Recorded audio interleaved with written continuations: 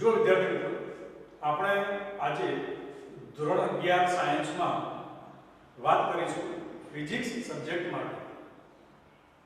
તમે ધોરણ 9 અને 10 માં સાયન્સ ભણ્યા છે, પણ એ સાયન્સમાં 3 પાર્ટ છે. એક પાર્ટ ફિઝિક્સ, જેને કહીએ છીએ આપણે ભૌતિકશાસ્ત્ર. બીજો પાર્ટ છે કેમિસ્ટ્રી, જેને આપણે કહીએ છીએ રસાયણશાસ્ત્ર. અને ત્રીજો પાર્ટ છે બાયોલોજી, જેને આપણે કહીએ છીએ જીવશાસ્ત્ર એટલે કે જીવ વિજ્ઞાન. 11 સાયન્સમાં આ ત્રણેય પાર્ટ એટલે કે 3 સબ્જેક્ટ તરીકે તમારે ભણવાના છે અલગ અલગ. એમાં વાત કરીએ આપણે ફિઝિક્સની, તો ફિઝિક્સ એ બધા જ સાયન્સનો રાજા કહેવાય છે અને ગણિત એની રાણી કહેવાય છે. એનું કારણ છે કે ફિઝિક્સ માટે સૌથી જરૂરી છે મેથેમેટિક્સ, ગણિત. એટલે આપણે આજે થોડીક પાયાના ગણિતની વાત કરીશું, કારણ કે જ્યાં સુધી તમે પાયાનું ગણિત નહીં સમજો ત્યાં સુધી તમને ફિઝિક્સ ભણવામાં તકલીફ પડે. પણ તમે જો આ પાયાનું ફિઝિક્સ બરાબર ભણી લેશો, સમજી લેશો, તો ફિઝિક્સમાં ક્યારેય કોઈ પ્રોબ્લેમ નહીં આવે. હવે આપણે પાયામાં ગણિતમાં તમે થોડું ઘણું ભણીને આવ્યા છો. આપણે શરૂઆત કરીએ ત્રિકોણમિતિથી.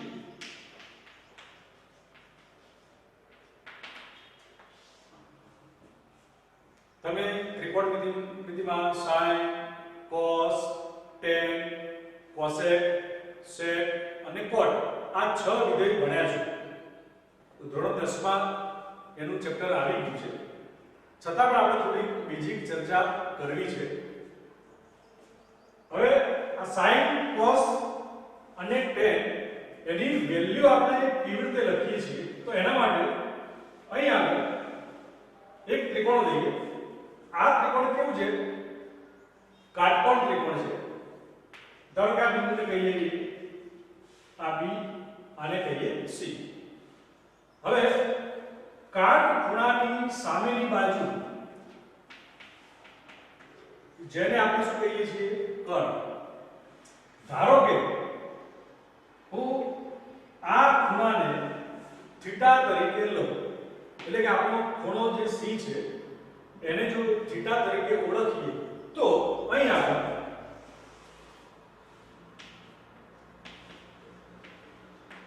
sin થીટા બરાબર શું મળશે? તો આપણને ખ્યાલ છે કે sin થીટા મતલબ સામેની બાજુ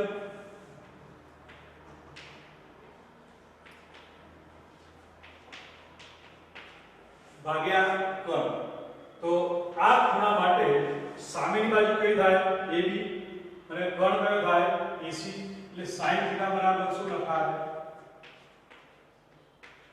AB/AC. ચલો cos થીટા લખીએ. તો cos થીટા નો મતલબ પાસેની બાજુ ભાગ્યા કર્ણ. તો આ ખૂણા માટે પાસેની બાજુ કઈ કહેવાશે? BC. કારણ કે આ તો કર્ણ છે એટલે પાસેની બાજુ આ ગણાય, એટલે BC/AC. ત્રીજું વિધેય છે આપણું tan થીટા. તો tan થીટા મતલબ આમ તો sin થીટા ભાગ્યા cos થીટા છે, અથવા જેના માટે લખાય છે સામેની બાજુ ભાગ્યા પાસેની બાજુ. તો સામેની બાજુ AB ભાગ્યા પાસેની બાજુ BC, AB/BC. એટલે આ પ્રમાણે આપણે વિધેય લખીએ છીએ. હવે sin નું જે વ્યસ્ત છે એ cosec થીટા છે, એટલે કે 1/sin થીટા. જો મારે આનો વ્યસ્ત લખવો હોય તો આ શું લખાશે? AC/AB, એટલે કે કર્ણ ભાગ્યા સામેની બાજુ. એ પ્રમાણે sec થીટા લખીએ. તો sec થીટા એક cos વિધેયનું વ્યસ્ત વિધેય છે, એટલે અહીં આગળ જો આને ઇન્વર્સ લખવું હોય, વ્યસ્ત લખવું હોય, શું લખાશે? AC/BC, એટલે કે કર્ણ ભાગ્યા પાસેની બાજુ. અને cot થીટા એ tan નું વ્યસ્ત વિધેય છે, એટલે cot થીટા બરાબર 1/tan થીટા. તો એનો મતલબ કે cos થીટા/sin થીટા, તો આ શું લખાશે? BC upon AB. એટલે અહીં આગળ આપણી પાસે કુલ 6 વિધેય છે અને એ 6 વિધેય માટે એના ખૂણાની વેલ્યુ આપણે આ પ્રકારે લખીએ છીએ જે તમે અગાઉ ભણી ચૂક્યા છો, તમને અહીં સુધી ખ્યાલ છે. હવે આપણે આગળ વાત કરીએ કે ખૂણો જે છે એ ખૂણાના એકમ કેટલા છે. ચલો હવે આપણે ખૂણા માટે વાત કરીએ. ખૂણો એટલે કે એંગલ એના આમ તો 3 એકમ છે પણ આપણે ફિઝિક્સમાં માત્ર 2 જ એકમ ભણવાના આવે છે અધ્યાપનમાં. એક છે ડિગ્રી, જે તમે જાણો છો કે જેને આપણે ગુજરાતીમાં અંશ કહીએ છીએ. બીજો છે રેડિયન. આ જે એકમ છે એ ખૂણા માટે SI એકમ તરીકે ઓળખાય છે. એટલે આપણે જ્યારે ફિઝિક્સમાં મોટે ભાગે દાખલાઓમાં ખૂણાના એકમ તરીકે રેડિયનનો ઉપયોગ કરીશું તો જેમ દાખલો આવશે તેમ તમને ખ્યાલ આવી જશે. તો આપણે આ બંને વચ્ચેનો સંબંધ શું છે આપણે એ શોધવું છે. તો પહેલા રેડિયન એટલે શું આપણે સમજી લઈએ કે ધારો કે એક વર્તુળ છે.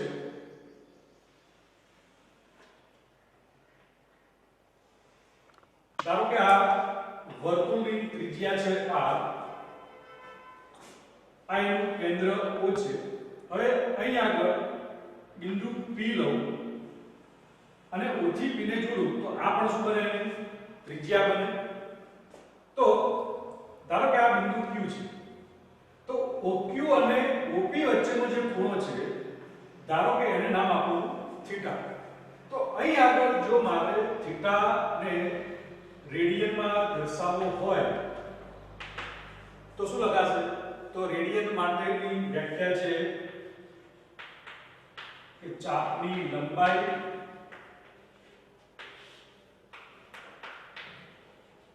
ભાગ્યા ત્રિજ્યા.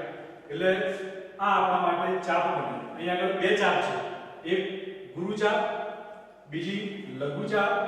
ધારો કે આને હું કહી દઉં આ, તો આપણે અહીં આગળ કઈ ચાપ લખવાની છે? PRQ.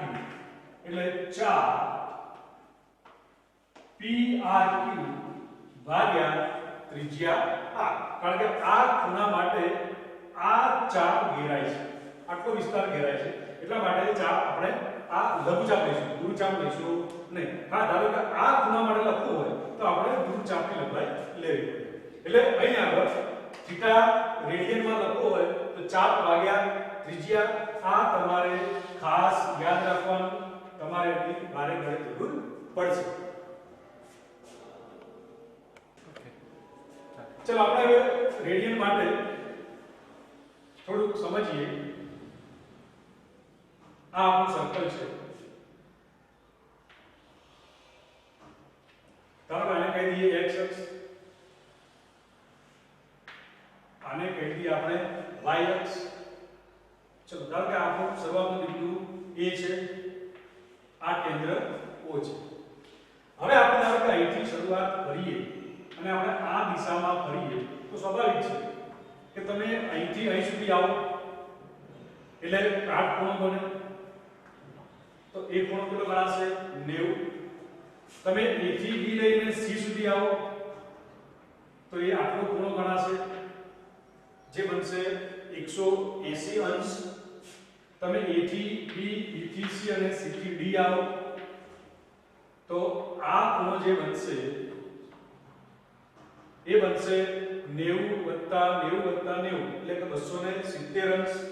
અને તમે ફરી પાછા E ઉપર પાછા આવી જાઓ, આ જે ખૂણો બનશે એ સંપૂર્ણ બનશે 360 અંશ.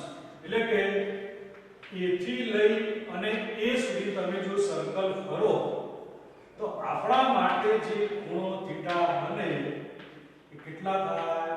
360 અંશ થાય. આ આપણે લખ્યા છે અંશમાં, ડિગ્રીમાં ખૂણો દર્શાવેલો છે. પણ ધારો કે તમારે આ જ ખૂણાને રેડિયનમાં દર્શાવવો છે તો શું થાય? તો ચલો થીટા રેડિયનમાં લખવો છે તો થીટા મારે જો રેડિયનમાં લખવા હોય તો સ્વાભાવિક છે કે મારે અહીંથી શરૂઆત કરી અને આખો ખૂણો લેવો છે, સંપૂર્ણ રાઉન્ડ, તો મારે ચાપ કઈ લેવી પડે? A થી B, B થી C, C થી D અને D થી A. તો આ આખા વર્તુળની લંબાઈ, જેને આપણે શું કહીએ છીએ? પરિઘ. એટલે કે અહીં ચાપ તરીકે શું આવશે? પરિઘ ભાગ્યા ત્રિજ્યા. અહીં આગળ પરિઘ એ આપણી ચાપ બનશે. તો સ્વાભાવિક છે પરિઘ મતલબ 2 પાઈ. ધારો કે આની ત્રિજ્યા છે કેપિટલ R, તો પરિઘની લંબાઈ શું થાય? 2 પાઈ r ભાગ્યા ત્રિજ્યા r આપેલી છે, એટલે r કેન્સલ. તો માટે થીટા રેડિયન બરાબર શું લખાશે? 2 પાઈ. તો હવે ખ્યાલ આવશે તમને કે જો આખું સર્કલ આપણે ફરીએ છીએ તો ખૂણો અંશમાં કેટલો થાય છે? 360 ડિગ્રી. અને એ જ આખું સર્કલ આપણે જો રેડિયનમાં લખીએ તો ખૂણો કેટલો બને છે? 2 પાઈ. તો આ બંને ખૂણાની સરખામણી કરીએ તો એનો મતલબ કે 2 પાઈ રેડિયન બરાબર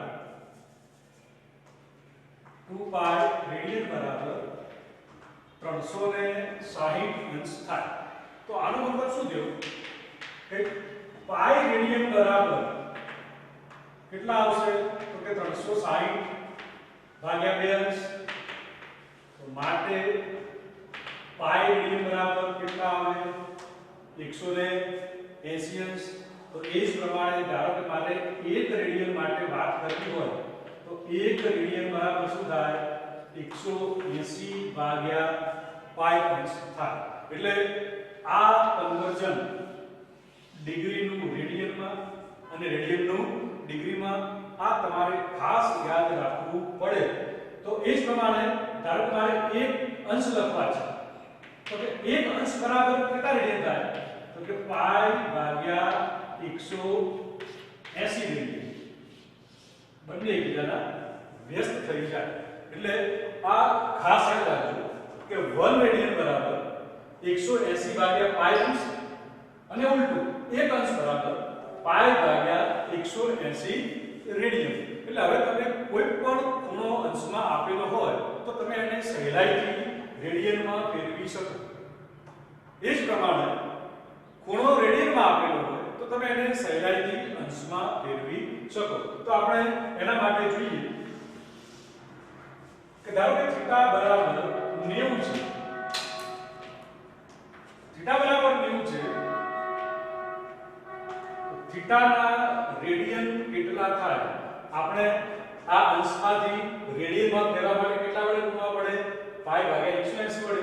એટલે કે અહીં આગળ 90 ગુણ્યા પાઈ ભાગ્યા 180 કરીએ તો 90 ભાગ્યા 2 એટલે પાઈ બાય 2 રેડિયન થાય. એટલે એનો મતલબ કે થીટા બરાબર 90 તો રેડિયન કેટલા? Pi by 2.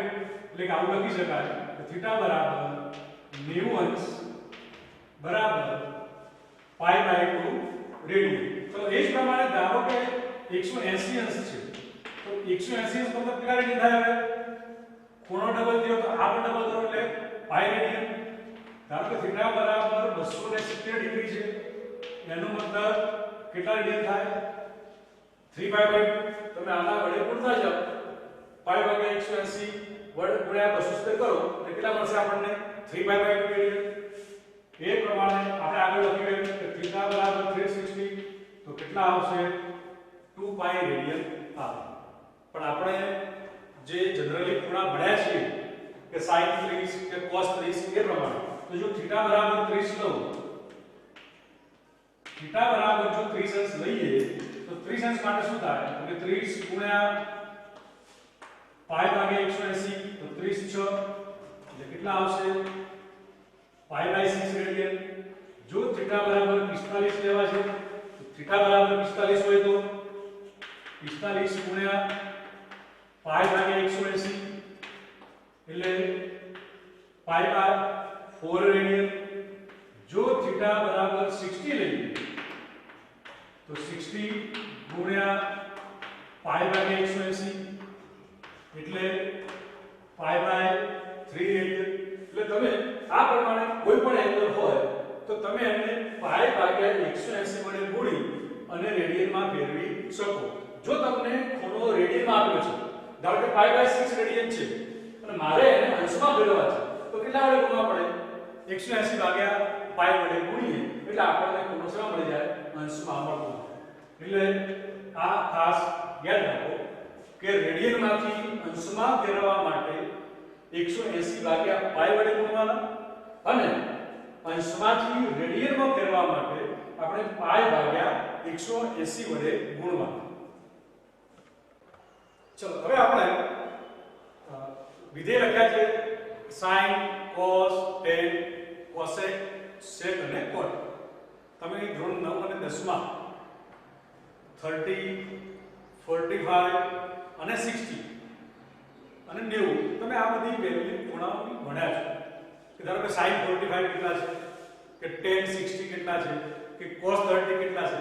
તમે એના માટે એક ટેબલ લખ્યું. આપણે ફરી એકવાર ટેબલ રિવિઝન કરી લઈએ કારણ કે ટેબલ બહુ અગત્યનું છે.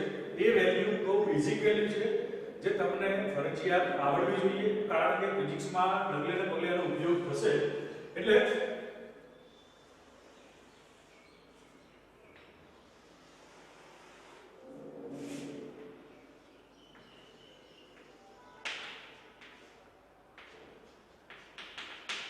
અહીંયા લખીશું આપણે વિધેય અને આ દિશામાં લખીશું આપણે ખૂણો. ચલો પહેલા આપણે લખીએ 0 અંશ. એનો મતલબ શું થાય? 0 રેડિયન થાય. બીજું લખીએ આપણે 30 અંશ. એનો મતલબ કે પાઈ બાય 6 રેડિયન. પછી ખૂણો લખીએ આપણે 45 અંશ. એનો મતલબ કે પાઈ બાય 4 રેડિયન.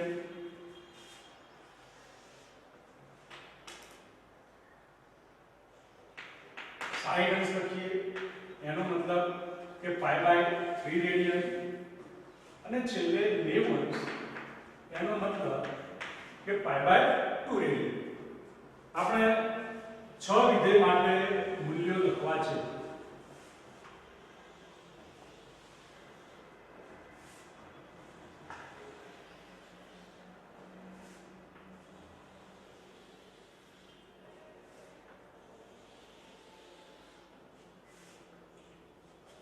चलो पहले की आपने साइन लिखी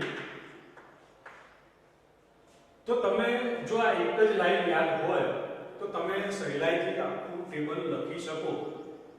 જો કે તમારે પરીક્ષામાં કે આખું ટેબલ લખવા બેસવાનું ના હોય તો ડાયરેક્ટ જ કિંમતો યાદ હોવી જોઈએ. છતાં પણ આપણે એકવાર કઈ વાત કરી લઈએ કે ચલો અહીંયા આગળ હું લખું છું 0/4 જેને કહીએ 0.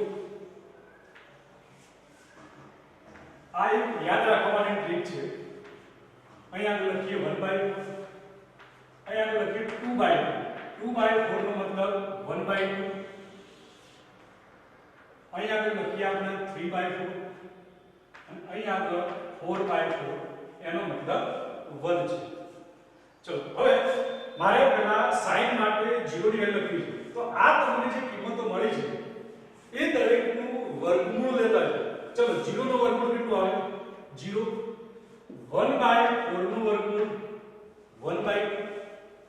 1/2 નું વર્ગમૂળ 1/√2. 3/4 નું વર્ગમૂળ √3/2 અને આ 1 નું વર્ગમૂળ 1. એટલે આપણને આ sin ની વેલ્યુ મળી. એનો મતલબ શું છે કે sin 0 0, sin 30 એટલે કે 1/2 અથવા તો sin π/6 એટલે 1/2, sin 45 એટલે કે π/4 બરાબર 1/√2, sin 60 એટલે કે π/3 બરાબર √3/2 અને sin 90 એટલે કે sin π/2 બરાબર 1. હવે આપણે લખીએ છીએ cos ની વેલ્યુ. તો cos ની વેલ્યુ માટે શું કરવાનું કે આ જે લાઈન લખી છે એને બિલકુલ ઉલટી લખી નાખો. અહીંથી લખવાનું શરૂ કરો તો કે 1 પછી √3/2 1/2 1/2 અને 0. એટલે એનો મતલબ શું થયો કે cos 0 બરાબર 1, cos 30 બરાબર √3/2, cos 45 1/√2, cos 60 1/2 અને cos 90 0. હવે લખવું છે આપણે tan વિધેય. તો tan માટે આપણને ખ્યાલ છે કે tan મતલબ sin upon cos. તો આ બંનેનો ગુણોત્તર તો 0/1 0 સીધો ગુણોત્તર લેવાનો છે 1/√2 ભાગ્યા 1/√3/2 એટલે 1/√3 આનું 1 આનું ગુણોત્તર √3 1/0 જેને લખી આપણે ફાઇનલ જેનું મૂલ્ય આપણને મળશે નહીં કારણ કે કોઈ પણ સંખ્યાને 0 વડે ભાગો તો આપણને વેલ્યુ મળતી નથી એ જ પ્રમાણે ચલો sin નો વ્યસ્ત લખીએ આપણે cosec તો cosec એટલે sin નો વ્યસ્ત તો 0 નો વ્યસ્ત આપણને મળશે નહીં એટલે શું આવશે ઇન્ફિનિટિવ 1/2 એનો વ્યસ્ત 2 1/√2 એટલે √2 આ 2/√3 એકનો વ્યસ્ત 1 એ જ પ્રમાણે sec ની વાત કરીએ તો sec એટલે cos નો વ્યસ્ત તો એકનો વ્યસ્ત 1 √3/2 નો વ્યસ્ત 2/√3 1/√2 નો વ્યસ્ત √2 1/2 નો વ્યસ્ત 2 0 નો વ્યસ્ત શું આવશે ઇન્ફાઇનાઇટ અને છેલ્લે cot વિધેય તો cot એટલે tan નું વ્યસ્ત અથવા cosec અને sec નો ગુણોત્તર તો અહીંયા આગળ tan ની વાત કરીએ તો 0 નો વ્યસ્ત ઇન્ફિનિટિવ 1/√3 નો વ્યસ્ત √3 આનો વ્યસ્ત 1 આ 1/√3 અહીં 1 ભાગ્યા અનંત લખીએ એટલે શું થઈ જશે 0 થઈ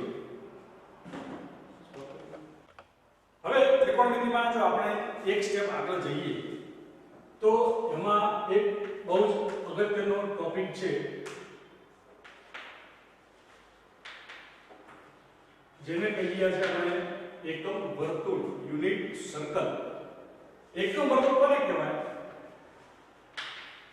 કે એવું વર્તુળ કે જેની ત્રિજ્યા 1 એકમ છે 1 એકમ એટલે તમે 1 સેન્ટીમીટર લો 1 મીટર લો તમને જેનું પણ આવે એ પ્રમાણે લઈએ પણ ધારો કે આપણે SI એકમની વાત કરીએ તો આપણે શું કહીએ કે આપણી જે અક્ષો છે યામ પદ્ધતિ આપણે દ્વિપરિમાણીય યામ પદ્ધતિમાં આપણને ખ્યાલ છે કે બે અક્ષ છે x અને y એ બંને અક્ષ એકબીજાને લંબરૂપે છે આપણે આમાં એકમ વર્તુળ દોરવું છે કે ધારો કે એની ત્રિજ્યા લઈએ આપણે 1 મીટર જેટલી અને આપણે વર્તુળ દોરીએ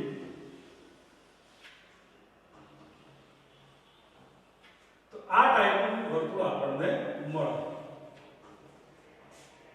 ચલો હવે આ એનું કેન્દ્ર O છે અહીં આગળ એકમ વર્તુળ ઉપરથી તમે ગમે તે એંગલ આપ્યો છે અને ગમે તે વિધેય હશે તો પણ તમે એ વિધેય અને એ ખૂણા માટે એના મૂલ્ય શોધી શકશો એ મૂલ્ય ધન છે કે ઋણ એ પણ આપણને ખ્યાલ આવશે એટલા માટે આ એકમ વર્તુળને સમજવું બહુ જરૂરી છે એટલે ખાસ ધ્યાન રાખજો ચલો અહીં આગળ આપણે લીધું કે ત્રિજ્યા 1 મીટર છે અથવા 1 એકમ છે એટલે આપણે હવે આ દરેક જે ત્રિજ્યાઓ છે 1 એકમ લઈશું ધારો કે આ બિંદુને કહી દઈએ આપણે A આને કહીએ B આ બિંદુને કહીએ C આને કહીએ D આપણને ખ્યાલ છે કે આ ખૂણો કેટલો છે 0 અંશ આ ખૂણો 90 અંશ આ ખૂણો 180 અંશ અને આ ખૂણો 360 સોરી 270 અંશ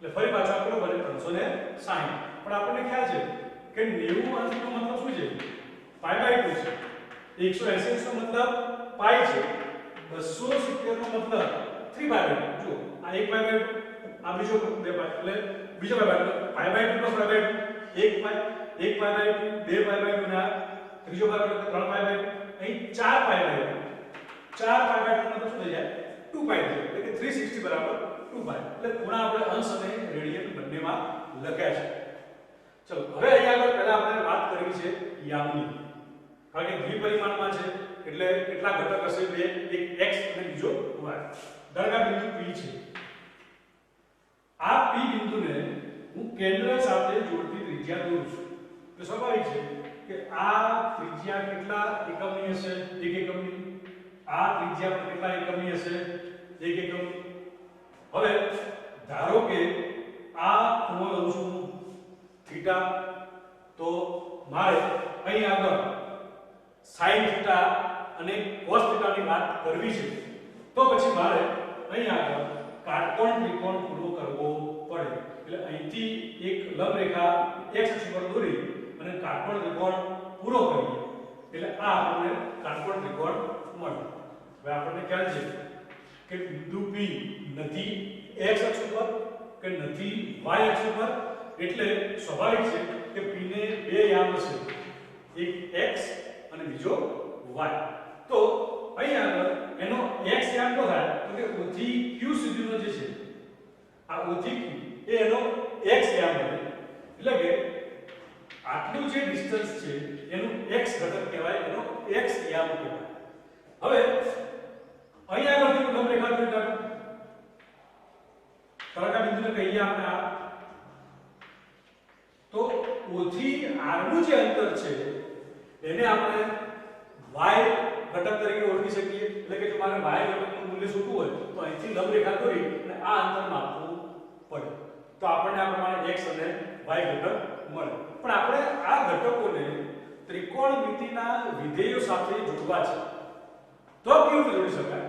તો જુઓ કે આપણે અહીં આગળ જે ખૂણો લઈએ છીએ એ ખૂણો કોની સાથે બને છે? x અક્ષ સાથે. એટલે અહીં આગળ આપણે એક બાબતને ખાસ ધ્યાન રાખીશું, x અક્ષ સાથેનો ખૂણો. આપણે જે પણ ચર્ચા કરીશું એ ખૂણો x અક્ષની સાથેનો લઈને આપણે ચર્ચા કરીશું, કારણ કે ખૂણો તો આ પણ બની શકે.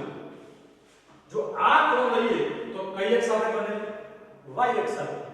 એટલે એની પણ આપણે ચર્ચા કરીએ છીએ, પણ અત્યારે આપણે ખૂણાને x અક્ષ સાથે લઈને ચર્ચા કરવી છે. ચલો તો હવે મારે આ થીટા માટે ધારો કે cos થીટા શોધવા છે, તો આપણો આ જે ત્રિકોણ છે OQP, ત્રિકોણ OQP માટે cos થીટા બરાબર શું થાય?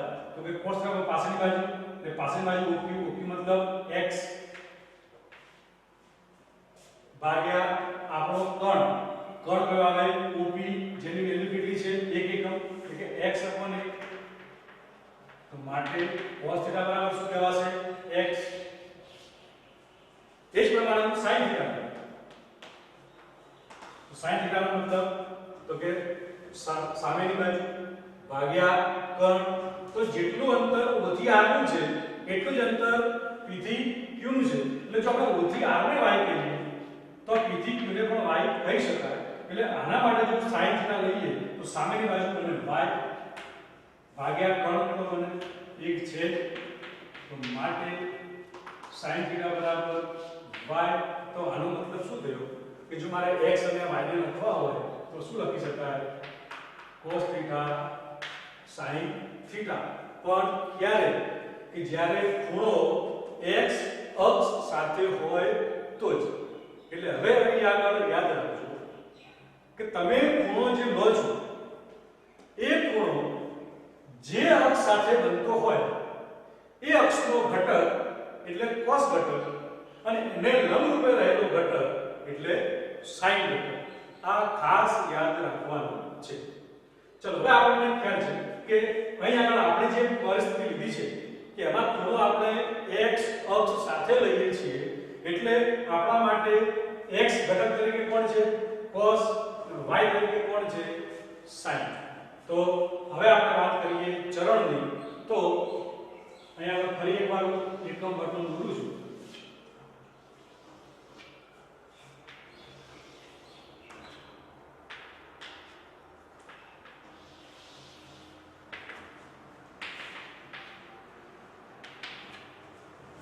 આપણા માટે 0 અંશ એટલે કે 2π કહી શકાય, 90 અંશ એટલે કે π/2.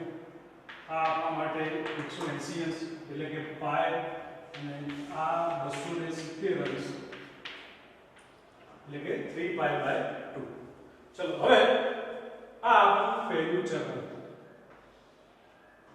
આ આપણું બીજું ચરણ, આ ત્રીજું ચરણ અને આ ચોથું ચરણ.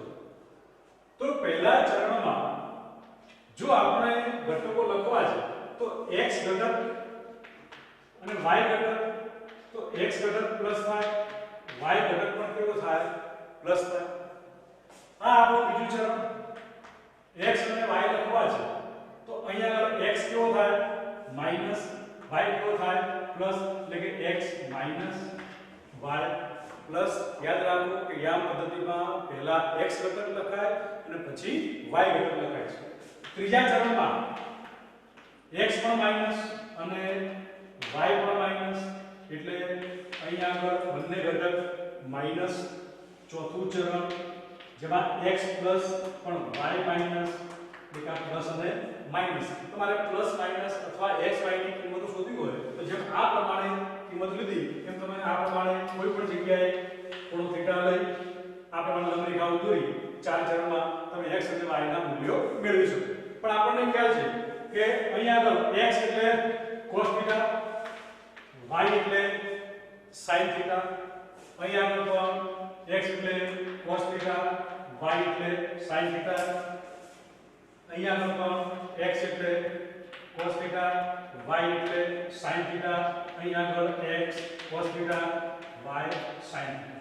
તો અહીંયા આગળ એક બાબત નોંધવા જેવી છે કે તમે દરેક ચરણમાં જુઓ તો કે આ પહેલું ચરણ તો પહેલા ચરણમાં cos વિધેય ધન, sin વિધેય ધન, એટલે કે અહીંયા આગળ પહેલા ચરણમાં cos અને sin બંને વિધેય ધન આવે છે. અહીંયા વાત કરીએ તો કે cos વિધેય ઋણ છે અને sin વિધેય ધન છે. એ જ પ્રમાણે ત્રીજા ચરણમાં cos વિધેય ઋણ છે અને sin વિધેય પણ ઋણ છે. એ જ પ્રમાણે ચોથા ચરણમાં cos વિધેય ધન અને sin વિધેય ઋણ છે. તો હવે આનો મતલબ શું થયો કે તમે કોઈ પણ ચરણમાં ગમે તે એંગલ લો તો તમને આના ઉપરથી ખ્યાલ આવી જાય કે જે તે એંગલ માટે કયા વિધેયનું મૂલ્ય પ્લસ હશે કે માઈનસ. એટલે એનો મતલબ કે ધારો કે હું cos 30 લઉં તો cos 30 એટલે કયો ચરણ આવે પહેલું ચરણ તો પહેલા ચરણમાં cos 30 નું મૂલ્ય કેવું હશે પ્લસ હશે. ધારો કે હું લઉં cos 120 તો ચરણ કઈ થઈ ગયું બીજું, તો બીજા ચરણમાં cos નું મૂલ્ય કેવું આવશે માઈનસ, તો cos 120 નું મૂલ્ય ઋણ હશે. પણ ધારો કે sin 120 લઉં તો sin 120 એટલે ચરણ બીજું તો sin બીજા ચરણમાં sin વિધેય કેવું છે ધન, તો sin 120 કેવા ગણાય ધન. તો એ પ્રમાણે તમે જુઓ કે અહીંયા આગળ cos અને sin ધન છે તો બાકીના બધા જ કેવા હશે ધન છે.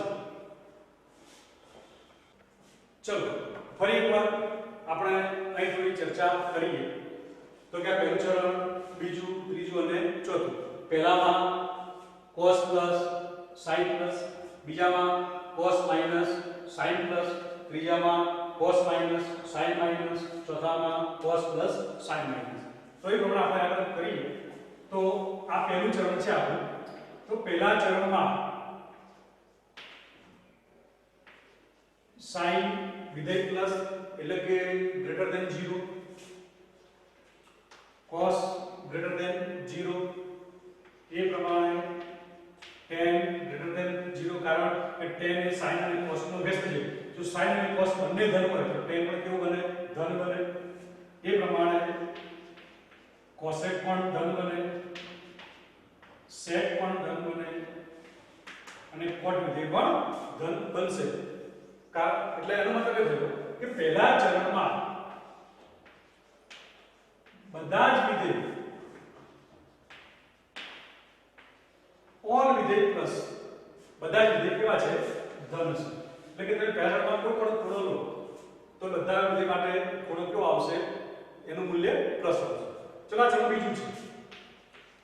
તો બીજા ચરણમાં આપણને ખ્યાલ છે કે sin પ્લસ છે, sin ગ્રેટર ધેન 0 પણ cos કેવા છે લેસ ધેન 0. એટલે સ્વાભાવિક છે કે tan એ sin અને cos નો ગુણોત્તર છે એટલે 1 પ્લસ 1 માઈનસ તો ગુણોત્તર પણ કેવો આવશે માઈનસ આવે. જો cosec ની વાત કરીએ તો cosec તો sin નો વ્યસ્ત છે એટલે sin ધન હોય તો cosec પણ કેવું થાય ધન. sec કેવું બનશે ઋણ અને cot પણ કેવા બને ઋણ બને. એનો મતલબ અહીં આગળ sin અને cosec બે પ્લસ છે, sin ગ્રેટર ધેન 0 એટલે કે sin વિધેય કેવું છે ધન. sin ધન છે તો ઓબ્વિયસલી cosec પણ કેવું થશે ધન થશે. બાકીના બધા વિધેય ઋણ છે. ચલો આ ચરણ ત્રીજું. તો ત્રીજામાં જુઓ sin